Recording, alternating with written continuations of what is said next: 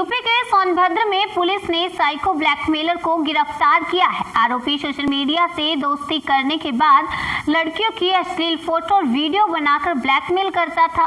इस मामले में ब्लैकमेलर से तंग आकर एक युवती ने जान भी दे दी थी, जिसके बाद पुलिस ने जांच शुरू की और ब्लैकमेलर को गिरफ्तार किया है।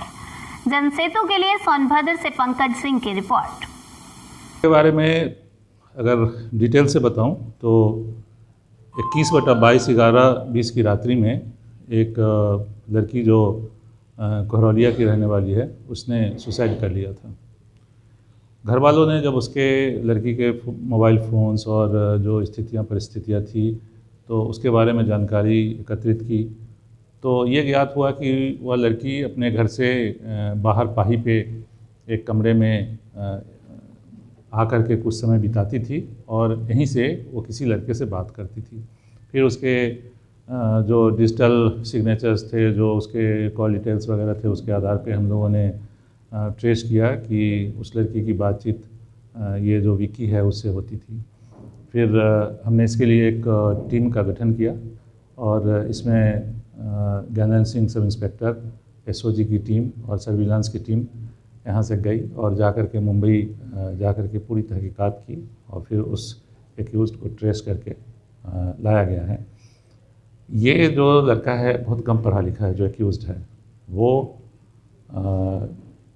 रैंडमली टेलीफोन नंबर्स को चुन करके फिर उसमें कॉल करके और बात करता था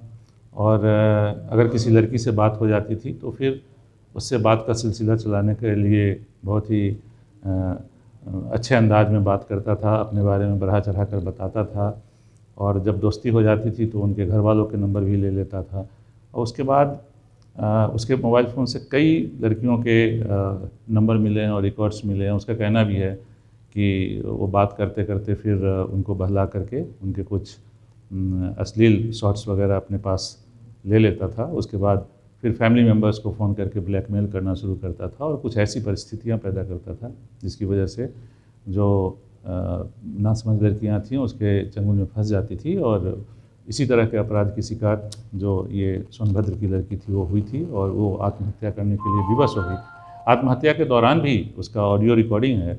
और वीडियो भी है जिसमें कि वो धमका रहा है और उसको दुष्प्रेरित कर रहा है कि तुम इस तरीके से करो, और बिल्कुल इन कैमरा वो सुसाइड कर लेती है। इसके जो कॉल डिटेल्स से और नंबर मिले हैं तो उनसे भी हम लोगों ने संपर्क किया है और उन लोगों के यहाँ भी इन्होंने कुछ इस तरीके से परेशान किया है लोगों को और ख़ास करके लड़कियों को। और अगर इसके बारे में हमको कोई सूचना मिलती है या संबंधित अगर कहीं एफआईआर दर्ज कराते हैं तो उनके विरुद्ध उनकी तहरीर के आधार पर भी एफआईआर दर्ज कराई जाए।